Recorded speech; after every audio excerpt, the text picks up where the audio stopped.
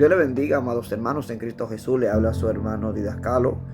Hace un ratito hice una video reacción, o mejor dicho, una refutación al doctor César Vidal. Pero, ¿verdad? Los videos me siguen llegando de él. Y yo quiero, hermano, ponerle un video o un audio para que usted escuche lo que él dice. Y una de las cosas que él dice que a mí me dio risa es que el autor del dispensacionalismo son dos católicos jesuitas. Oiga bien, Lacunza y Francisco Rivera. También el tono burlesco de él, cómo despotrica contra la doctrina y la teología de la dispensación, es increíble. Se le nota lo déspota contra nuestra suposición. Bueno, yo quiero que ustedes escuchen esto, hermano. Quiero que ustedes escuchen esto.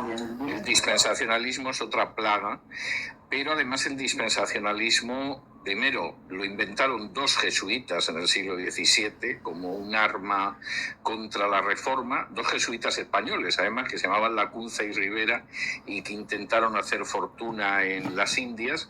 Del dispensacionalismo no hizo absolutamente nadie caso. O sea, quiero decir, no es que se combatiera desde el campo evangélico, es que se despreció directamente como una majadería, y en un momento determinado el dispensacionalismo vuelve a aparecer a inicios del siglo XIX en Gran Bretaña, cuando se reeditan los libros de Lacunza y Rivera, y no tienen el menor impacto en el mundo evangélico. En el mundo evangélico queda limitado a un sector de las asambleas de hermanos que se dividen precisamente por el dispensacionalismo, y cuando realmente se extiende en el mundo es gracias a la Biblia de Scofield. Y claro, la Biblia de Scofield ya viene de Estados Unidos, fue la primera Biblia de estudio, y efectivamente sostiene el dispensacionalismo, que además es muy apoyado por las comunidades judías por razones obvias. Es decir, pasamos de una teología en que efectivamente el que no crea en Jesús ha sido desgajado del olivo de Israel, como dice Pablo, a una teología en la que parece que casi los judíos tienen su propio camino de salvación, que no tiene nada que ver con el camino de salvación de las Escrituras, ¿no? Y entonces el apoyo entre bastidores que han dado lobbies judíos al dispensacionalismo es colosal, pero no ha sido por razones de difusión de la verdad bíblica, ¿no? Sino por otro tipo de razones. Yo estaba plenamente convencido que de pronto tenía más origen desde el protestantismo. No, el dispensacionalismo es totalmente ajeno al protestantismo. Los primeros que lo trazan, y lo trazan como un instrumento contra la Reforma, son dos jesuitas españoles que se llaman Lacunza y Rivera. Que las obras de ellos se pueden encontrar, no son fáciles de encontrar, pero hay alguna reedición yo las tengo, que se pueden encontrar. Y ellos lo hacen fundamentalmente para crear un sistema escatológico que niegue que el hombre de pecado es el papado, que es la tesis de los reformadores, que ese hombre de pecado que ya estaba operando en la época de Pablo. Bien. Como ustedes escucharon, él tiene un video ahí de 13 minutos donde él despotrica contra lo que es el sistema dispensacional. Ya yo tengo un video donde yo expliqué por qué la dispensación como metodología es totalmente bíblica. Sin embargo, primero, él dice dos cosas que no son ciertas. Primero, que los autores de la dispensación es Lacunza y es Francisco Rivera. Primero, no es así. Eso es una mentira. Ya que César Vidal, no sé de por qué le gusta mezclar informaciones, cosas que no son ciertas.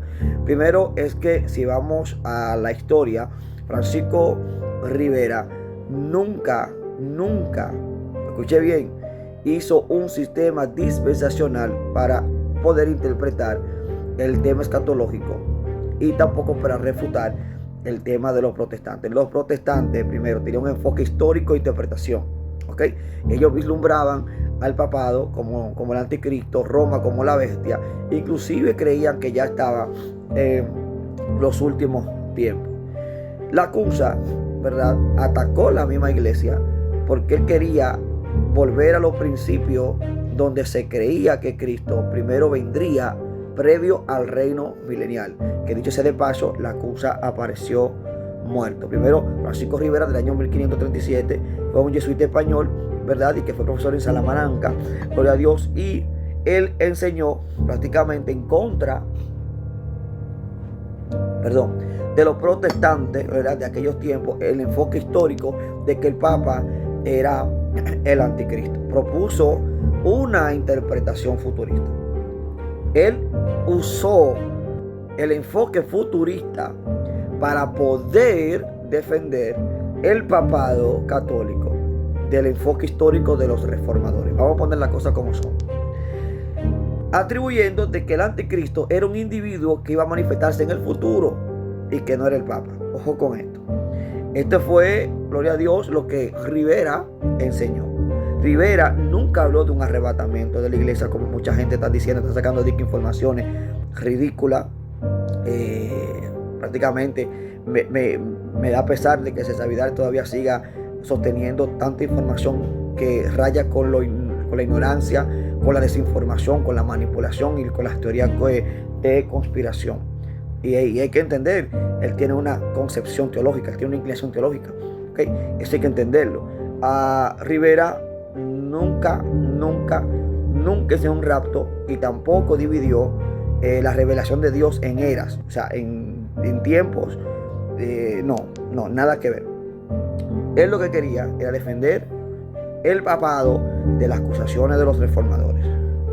Manuel Lacunza, que ya entra a lo que se llama en los años 1700 a 1800, escuché bien, hermano,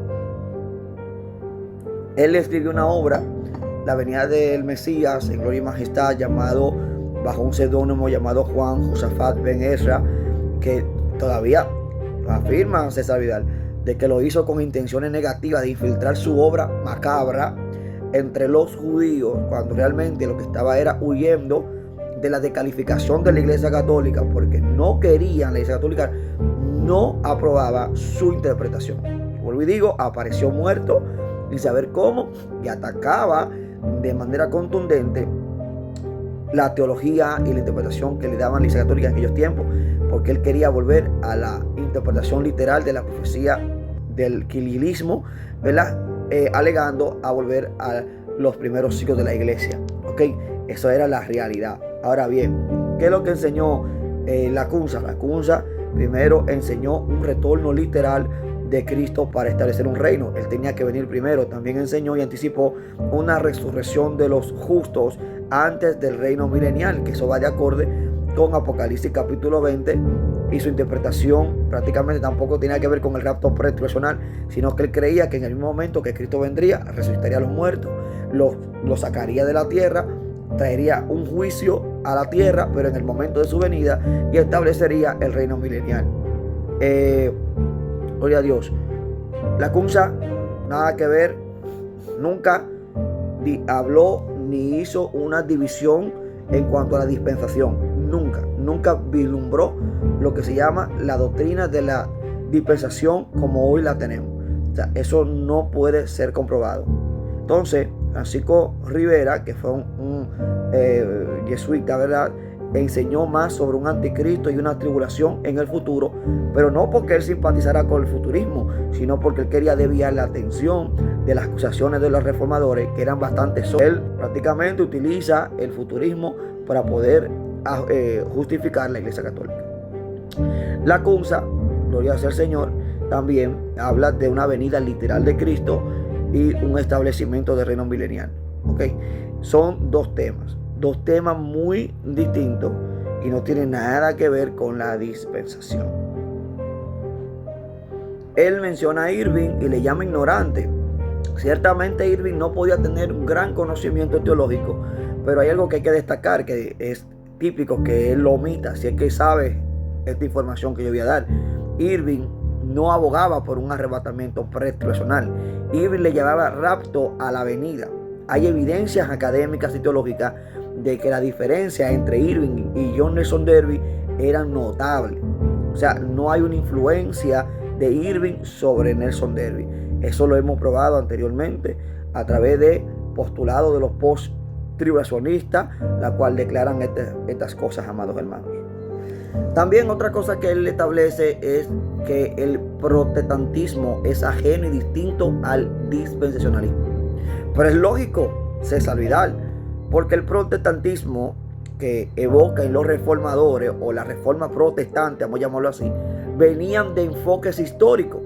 Y la teoría y doctrina de la dispensación es de enfoque futurista y que fue reformulado, esquematizado, presentado por las corrientes que surgieron luego del 1500, Joseph Smith, Morgan Edwards, John Hill, Nelson Darby y otros autores que a través de la interpretación literal de las escrituras, ellos comprendieron esta verdad de que había un trato especial de Dios con la iglesia según el tiempo que estaban precediendo, ¿verdad? Temas correspondientes, ¿verdad?, a la economía, la dispensación y al trato de Dios no eran vislumbradas desde antes del 1500, de la aparición de Joseph Smith, y aún después del 135, cuando la iglesia se declara en cierta forma reemplacista, creyendo que la iglesia es el nuevo Israel, que ya Dios desechó a Israel y que ahora la iglesia, ¿verdad?, es la Israel, y que por tanto todas las bendiciones y maldiciones dadas a Israel ahora tienen que estar a la iglesia. Eso desde el 135 después de Cristo hasta la aparición de Joseph Smith había un oscurantismo con relación a la economía o al trato de Dios a niveles escatológicos y proféticos. No había palabra, no había forma de explicar. Imagínense, Agustín de Hipona introduce el método alegórico, hace que los creyentes profesantes a partir del siglo IV en adelante crean en lo que se llama el amileniarismo. Lógicamente, Joaquín de Fiore en el año 1200 introduce el postmileniarismo. Entonces es imposible que a partir del 135, donde la iglesia era reemplacista, luego el método alegórico con Agustín de Hipona y el postmileniarismo de Joaquín de Fiore, era imposible entender este tema tan fundamental de la dispensación, que no fue inventado por Rivera ni Lacunza, sino que fue sistematizado por Scofield.